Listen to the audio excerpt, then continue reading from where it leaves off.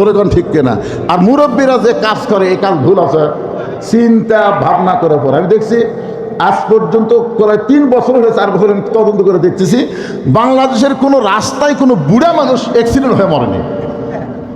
বুড়া মানুষ এমনি মরছে, কিন্তু অ্যাক্সিডেন্ট হয়ে কোনো বুড়া মরেনি। না মরার কারণ কি জানেন? যদি কোনো বুড়া পার হওয়ার না পারে তখন বলে ভাই ভাই আমি পার হওয়ার পারতেছি না, রাস্তা একটু পার করে দাও, এদিকে তাকায় এদিক তাকায় এদিক তাকায় খাড়া হয়। আর জুয়ানেরা তাকায় না, খালি একদিকে তাকায় এদিক থেকে আসতেছে, ওদিকে খেয়াল নেই, এদিকে তাকা পার হচ্ছে, তলে পড়ে মরছে। ডক্টর ইউনূস কাজ করতেছে সবই, কিন্তু একটু ধীর গতিতে হচ্ছে। আপনারা জানেন স্বৈরাচার হাসিনা যে অর্থনীতিকে পঙ্গু করে বাংলাদেশ থেকে পলায় গেল, ওই জায়গায় কোনো সরকার যদি ভোট পায় ক্ষমতায় যাইতো 6 মাস তারা টিকতে পারত না। আন্তর্জাতিক চাপে মানুষের ভিতরে এমন একটা বিদ্রোহ জ্বলে উঠতো, 6 মাসের মধ্যে তাকে পদত্যাগ করা লাগতো। জোরে করে কথা, ঠিক কথা বলেন? বুঝবার পারতেছেন না? আজকে যারা তাড়াতাড়ি ক্ষমতা নেওয়ার চিন্তা করতেছেন, ভাই বুঝবার পারতেছেন না যে দেশটা কোন জায়গাতে রেখে গেছে। তলাবিহীন ঘুড়ি বানায় রাখছে। জোরে কর কথা, ঠিক কিনা? ইউনূসের ক্ষমতার লোভ নাই। অনেকে মনে করতেছে ইউনূস হয়তো ক্ষমতার লোভে আছে। না, ইউনূস চাচ্ছে দেশটাকে একটা সুন্দরভাবে গোছায় দিয়ে একটা ভোটার সরকারের হাতে দিয়ে দিবে, একটা নিরপেক্ষ ভোট হবে, এরকম একটা অবস্থায় দিবে। খালি বলে তাড়াতাড়ি। তাড়াতাড়ি কেমন হবে? দেখেন প্রত্যেকটা কাজ হচ্ছে কি হচ্ছে না। ভারত যে পেঁচাল শুরু করছিল, এখন সে পেঁচাল আছে? কথা কন না? আমরা তো প্রতিদিন খবর দেখি, প্রতিদিন তো ফেসবুকে খবর দেখি যে ভারতের মুখ বন্ধ করলো কে? বিএনপি। তারপর অন্য দল তো ভারতের সাথে লিয়াজুল করে ক্ষমতা চাচ্ছে, আর ইউনূস করছে ভারত মুক্ত বাংলাদেশ গড়াতে হবে। যেই ভারত বলল আমরা পেঁয়াজ বন্ধ করে দিলে রমজান মাসে 1000 টাকা কেজি পেঁয়াজ খাওয়া লাগবে। আপনারা বলেন তো, এত 10 বছর ভারত থেকে পেঁয়াজ পেয়ে রমজানে আমরা 200 করে খাচ্ছি। জনগণ কথা ঠিক কিনা? এবার শালা ভারত বন্ধ করে দিছে, পেঁয়াজের দাম কত?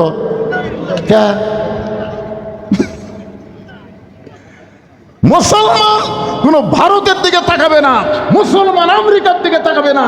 ওমা মিন দাব্বাতিন ফিল আরদি ইল্লা আলাল্লাহি রিজকুহা। আল্লাহ আমাদের রিজিকের ব্যবস্থা করবে। জোরে কোন কথা ঠিক কি না? কি এই জন্যে বেশি লাফালাফি করা লাগবে না, সব ঠিক হবে। প্রকাশ্যে ধূমপান করছো, কালকে ওরই বিরুদ্ধে আর এক দল মেয়া মিছিল বার করছে। জোরে কোন কথা ঠিক। ইউনূস কিছু করা লাগবে, ওরা ওরই চুল ছেঁড়াছাড়ি করবে, জাগা মতো মার হবে। কি বিরক্ত হচ্ছে? আমি হাক্কা তুকাতিহির উপরে বলতে গিয়ে লাআল্লাকুম তাত্তাকুন নিয়ে কথা বলতেছি। তার মানে নামাজ আল্লাহর জন্য মানুষ পড়ে, মানুষকে দেখানোর জন্য নামাজ পড়ে। হজ মানুষ আল্লাহর জন্য করে, মানুষকে দেখানোর জন্য করে। যাকাত মানুষ আল্লাহর জন্য দেয়, আবার মানুষকে দেখানোর জন্য যাকাত দেয়। কিন্তু রমজান মাসের এই 16 ঘন্টা রোজা কোনো পাগলও নাই মানুষকে দেখানোর জন্য রোজা রাখে, বরং আল্লাহর ভয়ই সে রোজা রাখে। ধরে কোন ঠিক কি না? এই জন্যই বলা হয়েছে আশা করা যায় এই রোজার দ্বারা, সিয়াম সাধনার দ্বারা তোমরা মুত্তাকি হতে পারবে। আল্লাহ তাআলা আমাদের সবাইকে মুত্তাকি হিসাবে কবুল করুন। সকলে বলে আল্লাহুম্মা আমিন। এখন সামান্য কিছু আমার মা বোনদের জন্য কথা বলা লাগবে। আপনাকে বিরক্ত হচ্ছেন?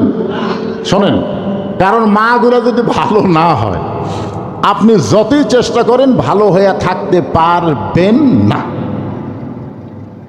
আপনারা বলেন তো, এই যে পীরগঞ্জের একজন মরদ মানুষ, নাম হলো ডক্টর ওয়াজেদ। ডক্টর ওয়াজেদ নাম শুনছেন? কথা কয় না। ওনার বাড়ি হলো পীরগঞ্জে। উনি একবার জাফরুল ইসলামের কাছে চাকরির জন্য গেছিল, গণস্বাস্থ্যের জাফরুল ইসলাম তার কাছে চাকরির জন্য গেছে। যা বলতে যে ভাই খুব কষ্টে আছি, আমাকে একটা চাকরির ব্যবস্থা করো। তখন জাফরুল ইসলাম মুচকে মুচকে হাসার বলে, তোমার বউ হচ্ছে বাংলাদেশের প্রধানমন্ত্রী, আর তুমি প্রধানমন্ত্রীর বউ হয়ে চাকরি খুঁজ বেড়াচ্ছা। তখন ওয়াজেদ সাহেব কান্দে আর কয়, ভাই এর মতন বউ যেন কারো ঘরত না যায়। দেখেন, একটা প্রধানমন্ত্রী তারপরে বলতেছে এর মতন বউ যেন কারো ঘরত না যায়। এখন আপনাদের ঘরত যে বউগুলা আছে, সে বউগুলা কি রব্বানা আতিনা ফিদ দুনিয়া হাসিনা অফিল আখিরাতি হাসানা? না, রব্বানা আতিনা ফিদ দুনিয়া হাসানা অফিল আখিরাতি হাসানা। দুনিয়াতে যদি বউ সুন্দর না হয়, আপনার আখিরাত কোনোদিন সুন্দর হবে না। এই বইয়ের পেট থেকে যে বাচ্চাগুলো আসবে, এই বাচ্চাগুলো সুন্দর হওয়ার পিছনে, ভালো হওয়ার পিছনে কিন্তু বউ, জোরে কোনো কথা ঠিক কিনা? বাপ কি করবেন আপনি? বাবাই আনন্দে মাতিয়া সাগরে ভাসাইয়া সেই যে চইলা যায় খবর লয় না, মাজন ধরিয়া উদরে কতই কষ্ট করে, 10 মাস পরে পায় প্রসবের বেদনা, এমন দরদি ভবে কেউ হবে না আপনার মা গো। এই যুবকেরা যারা বিয়ে করছে নতুন নতুন, তোমার বইয়ের পেটে বাচ্চা আইছে, বাচ্চা আসার সাথে সাথে আল্লাহ তোমার বইয়ের মাসিক ব্যায়াম বন্ধ করে দিছে। বুঝতে পারছেন? মুরব্বীরা তো আমরা সব জানি, প্রতি মাসে মেয়েদের 3 দিন 5 দিন 7 দিন একটা অসুখ হয় না? হয় কি হয় না? আপনার বলেন তো, এই অসুখ হলে রোজা থাকা যাবে? জোরে বলেন, যাবে? নামাজ পড়া যাবে? কোরআন শরীফ পড়া যাবে? কিন্তু বাচ্চা যখনই পেটে আসলো তখনই কিন্তু আল্লাহ এই অসুখ বন্ধ করে দিল। বুঝলেন? পেটে বাচ্চা আসার সাথে অসুখ বন্ধ হওয়ার কারণ হলো পেটে বাচ্চা থাকা অবস্থায় মার যেন ইবাদতের কোনো কমতি না হয়, কারণ মায়ের ইবাদতের সাথে পেটের বাচ্চার আল্লাহ একটা সম্পর্ক করে দেয়। জোরে কারণ সুবহানাল্লাহ। হ্যাঁ, এখন আপনারা বলেন যে আমরা যারা উপরে বসে আছি, যে কয়জন, এরাও সব কয়টাই, আমাদের মধ্যে একটা সন্তানও আমরা সিজার করা না। কথা কন না কেন? আমরা যে কয়টা আছি, আমাকে মাও কি সিজার করছে? তা আমরা কি ভালো নাই? আমি যুবকদের বলতেছি, তোমাদের বইয়ের পেটে যদি বাচ্চা আসে, সিজার শব্দ মুখ টানার সাথে সাথে তুমি 3 বার নাউযুবিল্লাহ পড়বা, আর 4 বার সুবহানাল্লাহ পড়ার কবলতে একটা চুমা খাবা। চুমা খেয়ে বলবা সিজার করা চলবে না, সিজার করা চলবে না। আল্লাহ পেটে বাচ্চা দিছে, নর্মালি বাচ্চা হবে। আমি নর্মালে হয়েছি, তুমিও নর্মালে হয়েছো, তোমার বাপ নর্মালে, তোমার মাও নর্মালে, আমার মা নর্মালে, আমার বাপ নর্মালে, আমরা সব ভাই নর্মালে, সব বোন নর্মালে হয়েছি। সিজার কেন? একটা কথা যদি আপনার বউকে বুঝাবার পারেন, কোনো মতে নর্মালি যদি আপনার বাচ্চা হয়, দেখবেন ওই বাচ্চার উপরে তেমন ওয়াজ করা লাগবে না, জন্মসূত্রে ভালো হয়ে জন্ম নিবি। জোরে কোন কথা ঠিক কিনা? আমার কাছে হুজুর দোয়া দেন তো। কিসের দোয়া? তাই খালি কান্দে। দোয়া পড়ে দিলাম, কান্না থামে না। তাই না হুজুর, দোয়াতে হবে না, পানি পড়া দেন। আয়াতুল কুরসি পড়া, সূরা ফাতিহা পড়ে পানি পড়া দিলাম, আরো কান্দে। আচ্ছা, বলছে যে হুজুর ইলা দোয়া দরুদ আর কান্না থামবি না। আমি বললাম, মা তুমি সত্যি করে বলো তো, দোয়া দরুদ যখন তোমার বাচ্চার উপর খাটতেছে, তোমার বাচ্চা কি নর্মালি না সিজার? তখন হুজুর সিজার করা হবি না, সিজার করা বাচ্চা দোয়া দরুদ দিয়ে কান্না থামান যাবি না। আপনার বলুন তো কেন যাবি না?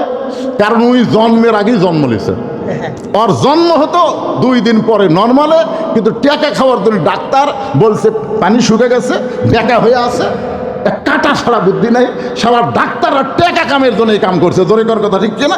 ওই কিন্তু 2 দিন পরে নর্মালি জন্ম নিত, কিন্তু ওদের টেকা খাওয়ার জন্য পেট কাটা থেকে ঘুমই ছাড়েনি। ঘুম ছাড়বে কেন? 2 দিন পরে তো ঘুম ছাড়বি। তখন পেটের মধ্যে বাড়ি করে পাও ধরে একটা ঘুরেন দেয়। একটা ঘুমন্ত বাচ্চাকে পাও ধরে ঘুমান দিলে ওর ঝাঁকি মাথাত লাগে, ওই ঝাঁকিতে এই করে কান্দে, ওই যে কান্না শুরু করছে। এখন মোবাইল ছাড়া আর কান্না থামান যায় না, মোবাইল ছাড়া ওই ভাত খায় না। ধরে কথা কর না কেন? তাহলে আমি মা বোনদের জন্য আমার 1 নম্বর ওয়াজ হলো, পর্দার ওয়াজে পরে আসতেছি। 1 নম্বর ওয়াজ হলো, পেটে বাচ্চা আসলে মা খবরদার সিজার শব্দ উচ্চারণ করবে না, নর্মালে বাচ্চা হবে। জন্মের সাথে সাথে বাচ্চা অনেক রোগ মুক্ত হয়ে জন্ম নিবে। ধরে কোন কথা ঠিক কথা বলে। আমার মায়েদের জন্য 1 নম্বর আলোচনা, আল্লাহ নবীর মেয়ে ফাতেমার কাছে নবী বলতেছেন, ফাতেমা তোমার কি কখনো মনে হয় তোমার বাবা বিশ্ব নবী বলে আল্লাহ তোমাকে জান্নাত দিবে? তোমার বাবা বিশ্ব নবী বলে আল্লাহ তোমাকে জান্নাত দিবে, এই কথা কি কখনো তোমার মনে হয়? ফাতেমা বলতেছেন, ইমামুল আম্বিয়া ইমামুল মুরসালিন, আমার বাবা সমস্ত নবীদের ইমাম, সমস্ত নবীদের সর্দার, এমন একজন নবীর মেয়ে হওয়ার কারণে আল্লাহ হয়তো আমাকে তার বাবার ওসিলায় জান্নাত দিবার পারে। সঙ্গে সঙ্গে রাসূল বললেন, মা এরকম চিন্তা যদি কোনো সময় করে থাকো তাহলে তুমি ভুল চিন্তা করেছো মা। শুনে নাও, জান্নাতে যদি যাবার চাও, বিশ্বনবীর মেয়ে হওয়ার কারণে আল্লাহ তোমাকে জান্নাত দেবে না। জান্নাতে যাইতে গেলে জান্নাতের আমল করে তোমাকে জান্নাতে যেতে হবে। অকরনা ফি বুয়ুতিকুন্না ওয়ালা তাবাররাজনা তাবাররুজাল জাহিলিয়াতিল উলা। আমার মায়েদের জন্য ওয়াজ করতেছি, দুই একজন ওঠা বসা করলে তো বিরক্ত। কি মায়েদের জন্য ওয়াজ করবো না? ঠিক হয়, আপনাকে ওয়াজ হয়ে গেছে, ওরা শুনবে আর আপনারা চলে যাবেন। কে রে পাগলা, এই মায়েরা ভালো হলে বইয়েরা ভালো হলে লাভ কার? আমাকেরই তো লাভ। বুঝতেছেন না কেন ভাই? জান, এখন আমার এই যে মায়েরা কিছুদিন পরে মার্কেটে যাওয়া শুরু করবে। আপনাকে এলাকার মায়েরা যায় কিনা? আমাকে এলাকার যায়। এক যুবক তার ছেলেকে নিয়ে আমার বেলকনির সামনে বাবু তো করতেছে, সন্তান খালি কাঁদতেছে, হাতে একটা ফিডার আছে দুধের, মুখের মধ্যে ঢুকে দেয়, সন্তান আরো জোরে কাঁদে। আমি বললাম, কে রে পাগলা, এত সন্তান কাঁদতেছে, মায়ের কাছে নিয়ে যা। কয় না, ফিডার আছে, যতই ফিডার থাকে, দুধের ফিডার দিয়ে বাচ্চার কান্না থামাতে পারবি না পাগল। বাপের কোল হচ্ছে শক্ত আর মায়ের কোল হচ্ছে নরম রে। তুই যতই বাবু তো কয়, কান্না থামবি না, যা মায়ের কাছে নিয়ে যা। তখন বলতে যে হুজুর আর মা তো নাই। আমি বললাম, নাউজুবিল্লাহ, মাফ করে দেবো। আবার কবে মরছে? হুজুর মরার কথা কন কেন? মরবি কেন? তার মা এখন বাড়িতে নেই, আমার ভাবির সঙ্গে বগুড়া মার্কেটে গেছে। তো বগুড়া মার্কেটে তোমার ভাবির সাথে গেল, বাচ্চার এটা নিয়ে গেলেই তো পারতো, বাচ্চা তোমার না দিয়ে বাচ্চা নিয়ে যাবে। আপনি জানেন না হুজুর, মার্কেটে এত ভিড়, এই ভিড়ের ঠেলায় বাচ্চা যদি গরমে মারা যায়, এই জন্য বাচ্চা আমার দিয়ে গেছে। আমি কোনো ভিড়ের ঠেলায় বাচ্চা মরবি এটা যদি তোমার বিশ্বাস হয়, ভিড়ের ঠেলায় তোমার বইয়ের খবর কি? তো এই চিন্তা তো আগে করি, তা আগে করবি না কেন? আমিও বলতেছি এই চিন্তা এখন আপনাদের করার দরকার আছে না নাই? হ্যাঁ, সেই জন্যে আলহামদুলিল্লাহ এই ছেলেরা কি এই গামছালে নামলো? আর নামুক, ঠিক আছে, দেন দিয়ে দেন। এই যাই নামাজ নিয়ে নামছো বলে দিচ্ছি। এই পাঠাগারের যে মাহফিল হচ্ছে, মাহফিল এবং পাঠাগারের উন্নয়ন কল্পে আমি পাঠাগারের সভাপতিকে বলতে বলেছিলাম যে আপনারা কি কারণে এই পাঠাগার করলেন, তার কারণগুলো একটু জনগণের সামনে তুলে ধরা দরকার। অনেক